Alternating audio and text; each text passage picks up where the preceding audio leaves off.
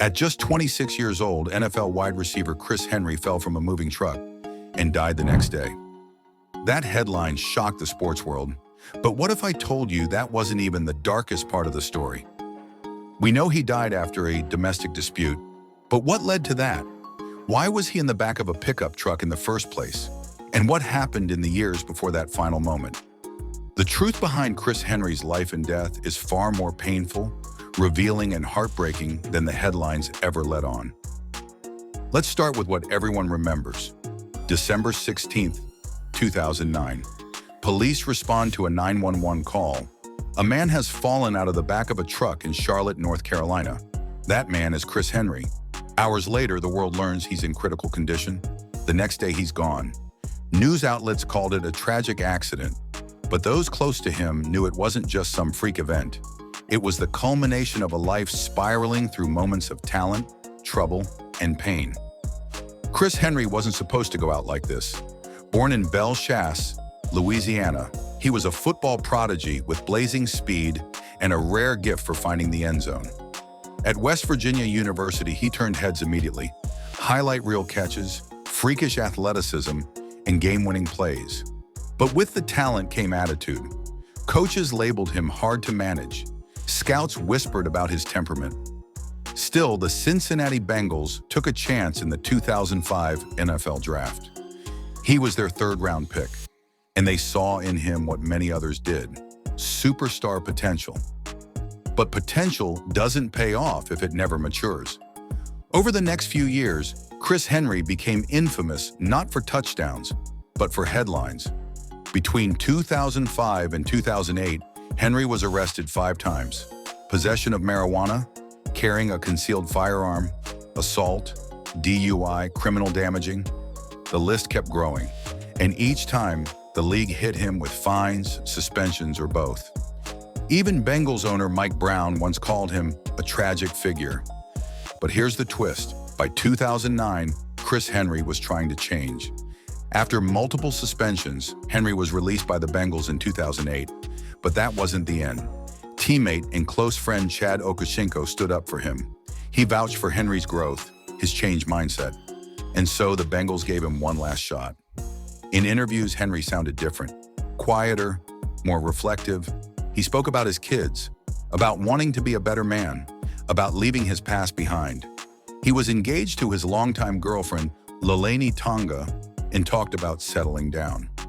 But redemption is rarely a straight path. On that December day in 2009, something went wrong.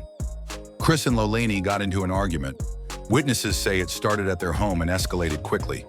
She drove off in her pickup truck. Chris jumped into the bed of the truck. He was shirtless, furious. Reports say he was yelling, pounding on the back window, demanding she stop. She didn't. Moments later, he flew from the truck and struck the pavement. Emergency services arrived, but the damage was done. Henry was taken to the hospital with severe head trauma. He died the next morning. Police said no charges would be filed. Lelani wasn't intoxicated. It wasn't deemed a homicide, just a tragic accident. But for fans, teammates, and family, it didn't feel that simple. Was this really just a case of bad judgment, or was there something deeper? Years later, answers began to emerge. Chris Henry, it turns out, had a severely damaged brain. He suffered from CTE, chronic traumatic encephalopathy. The degenerative disease has been found in numerous former NFL players and is linked to mood swings, aggression, depression, and impulsive behavior. What made Henry's case so shocking was that he had never been diagnosed with a major concussion during his playing career. Yet when doctors studied his brain, they found signs of extreme trauma. This was the first time researchers discovered CTE in a player so young. He was only 26. And here's where the narrative shifts. Chris Henry wasn't just a troubled star who couldn't stay out of trouble. He was likely a young man battling an invisible enemy, a disease that ate away at his self-control, his mood, and perhaps his judgment on that final day. Maybe that's why the arguments were getting worse. Maybe that's why he climbed into the back of a moving truck, shouting, desperate. His death wasn't just a sad end to a football career.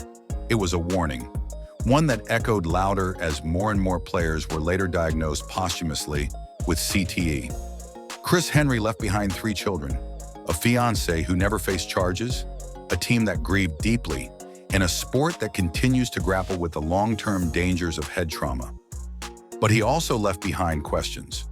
Could his life have been saved if someone had caught the signs? Could the league have done more? Was his story doomed the moment he put on a helmet?